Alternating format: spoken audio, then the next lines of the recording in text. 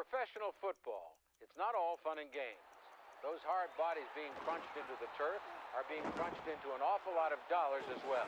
Case in point, the upcoming sale, pending approval of a special Senate committee, of the three-time Super Bowl football champions, the Tucson Titans. The seller, multi-millionaire Billy Paxton. The would-be buyer of his team, multi-billionaire media mogul Lionel Powers. Already the principal owner of the Tri-City Cougars, the gospel according to Lionel Powers is, he who controls sports controls it all. Mr. Powers! Mr. Powers! No comment. No comment on what, sir? Take your pick. The man who fought him for ownership of Southwest Interbell is rival broadcasting baron Julian Messenger. Does Messenger also have the Titans in his gun sights? Our 60/60 cameras put the question to him in London. Mr. Messenger, Steve McCambridge, 60/60.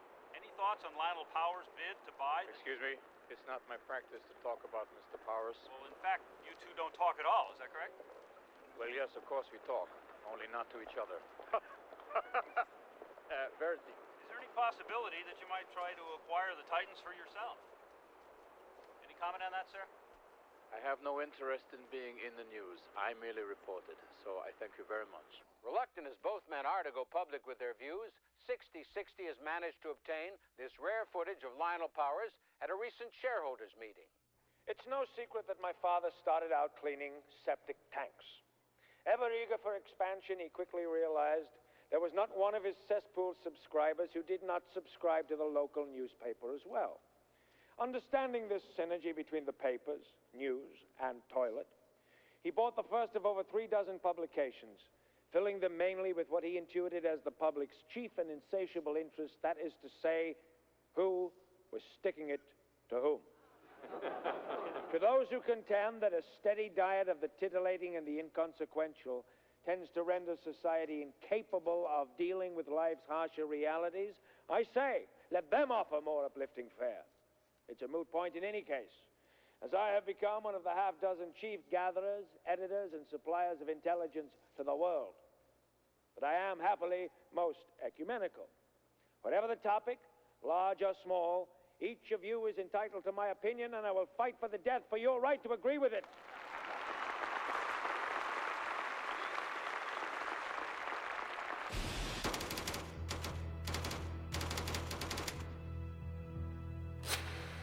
Alan, give me an update.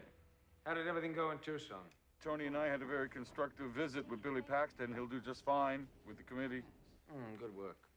After you see Dr. Cummings, check up on Messenger's whereabouts. Find out what the mighty midget's up to. He surfaced in Switzerland. He's finishing up a rejuvenation course. Same place as last year. Hold it, Tony. Don't even think about flying this plane. Let's all land in one piece, okay? Yes. Yeah. Injections. Oh, yes, they're probably giving him extract of sheep fetus. I hope the little bastard breaks out in mint jelly. Lagrange, bonjour. Yes, of course, Mrs. Messenger. Yes, the minute he wakes up. Yes, from his nap, yes. Yes, au revoir, madame. Au revoir.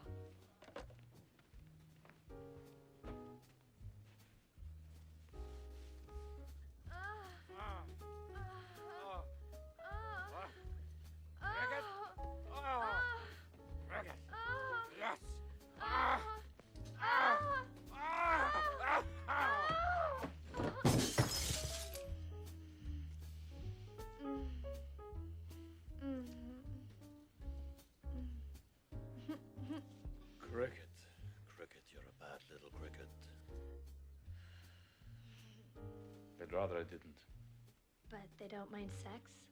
Oh, sex is perfectly fine. As long as I don't inhale. Messenger Broadcasting presents The Cricket and Jiminy Show, starring Cricket Page. You're adorable, B, you're so beautiful, C, you're a cutie full of charm. And D, you're a darling, and E, you're exciting, and F, you're a feather in my arms. G, now Jiminy, I'm singing. What is it? Now, this better be important. Is this for all the little boys and girls out there? No, it's for me. I love you, Cricket. Woof, woof. Oh, Jiminy, I love you too. Woof, woof. Woof, woof, woof, woof, woof, woof, woof, woof, woof.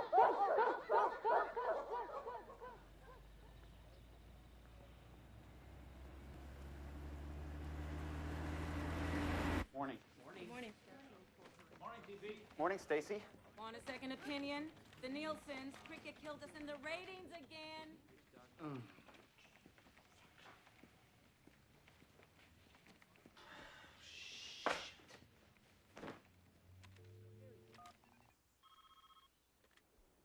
Dad?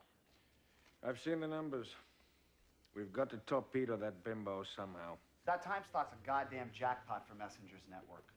And the Cricket merchandising money is fueling his acquisitions like mad.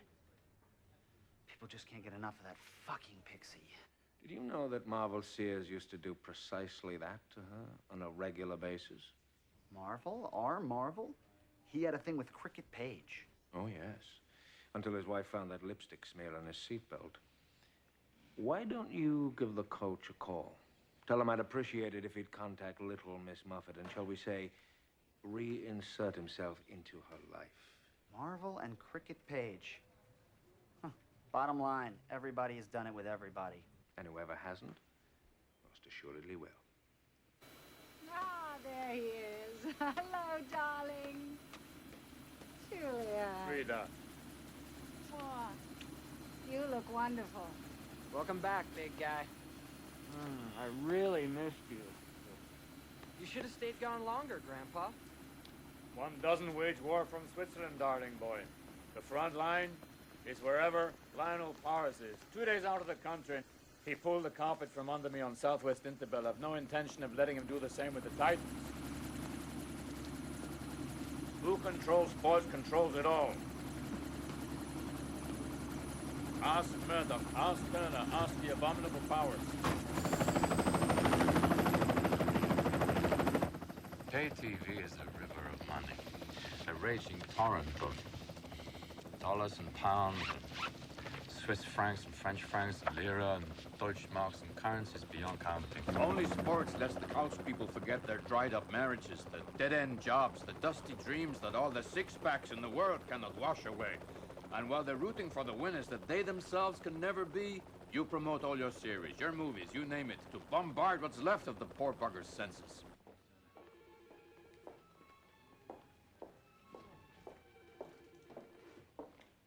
I have a noon appointment with Dr. Cummings, Alan Blanchard. Okie doke. You want to fill this out for me, Alan? It's for our files.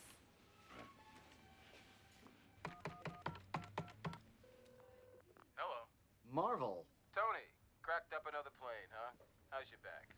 Oh, I still got the brace on, but I'm fine. You are one lucky dude to walk away the way you did, man. Hey, I eat planes for lunch. Yeah, so you say. How's Dad? He's fine, Coach, just fine. He was hoping you might be able to do a little favor for him. For the man? Done. Whatever it is, you just name it. Cricket Page. Mr. Blanchard, I'm Tiffany. Would you follow me, please? Doctor? No, thank you. Alan. Dr. Cummings. Jonathan. And this would be? Letitia. My favorite name as of now. Thank you, Tiffers. Please. Would you care for a cappuccino? No, thank you. A biscotti? Not really. The surgery you're interested in is as simple as falling off a log. Actually, when you come to think about it, it's more like building one. There are, at the present time, several types of state-of-the-art penile implant procedures. Debbie? The preferred European model is called the rod. Introducing a slender metal shaft into the penis guarantees its ability to maintain a state of constant erection. It is, however, quite bendable in order to avoid an antisocial appearance. It's not probably, I should think, the sort of thing you and your wife would want to show up at a PTA meeting with, I'm sure. Debola, this is the Phalloflex. Think of your penis as a toothpaste tube. By applying pressure here at the head, you can fill it with salt water. Squeezing between the thumb and forefinger permits you to trigger a de-erection. The third option is called the pump. At $20,000, this is the absolute Rolls-Royce of Woody's. The three-piece apparatus consists of a pump in the scrotum, a fluid reservoir in the abdomen, and an implant in the male member. It is, in a manner of speaking, the hands-down favorite. I take it, Mr. Blanchard, you belong to a country club. I can almost guarantee you applause in the locker room. My own preference, even though it's only half the price, is the big boy. Thin strips of fat from the groin are cut here, then wrapped all the way around the penis, layer upon layer, very much like breakfast bacon. The patient is then endowed with a wider, longer, and trust me, truly impressive power tool.